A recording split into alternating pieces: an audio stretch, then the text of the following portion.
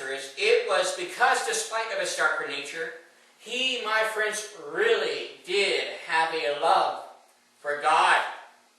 This love was sincere and this love was real.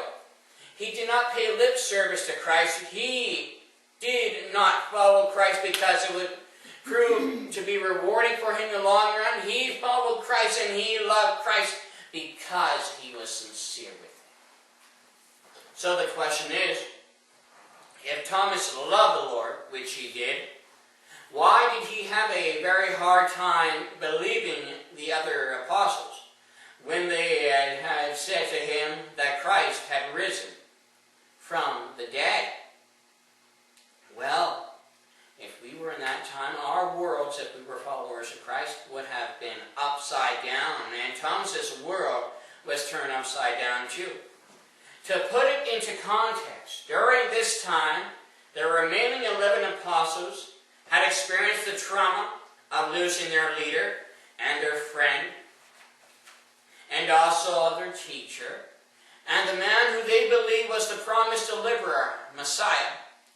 They had spent about 3 years with Jesus. And during those 3 years, they had seen people being raised from the dead. People who were once lame began to walk again. People who were once mute began to talk again. People who were blind began to see again. They had also seen the demons flee. They, my friends, had seen it all.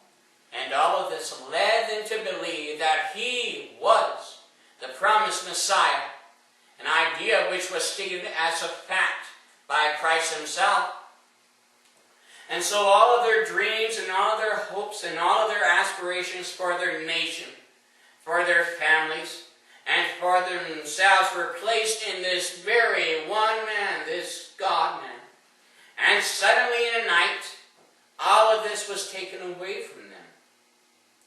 When Jesus was arrested at Gethsemane, turned over to the authorities, went through the ordeal of a mock trial and a legal trial based on trumped-up charges made by people who could not even get their stories and facts straight, then sentenced to die, and then crucified at Golgotha upon a Roman cross.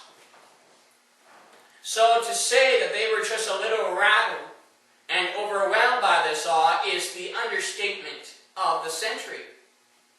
Their whole worlds were taken away from them. And yet, in spite of the great darkness which had engulfed their minds and their hearts, there suddenly ushered forth a radiant and glorious light. For there was their Master again, risen from the dead. The sad fact, though, was that Thomas wasn't there to see it. And verse 24 says, "But Thomas, one of the 12, called Didymus, was not with them when Jesus came." Now, just where he went, no one really knows. The Scriptures does not say. But likely he may have gone back to his family or his home, or most likely he was out hiding, because it was a very scary time for them at that time. Verse 25.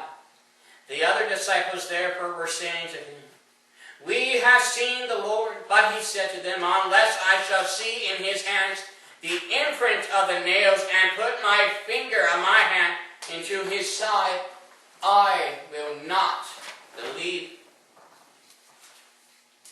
Now, when we read this verse, we are probably left thinking, my friends, "Oh, Thomas, you jerk. You are denying that Christ has raised from the dead. You are denying the word of the apostles, men that you have known for a couple of years. You are more interested in scientific proof rather than fact." But, my friends, let us also reflect on his point of view.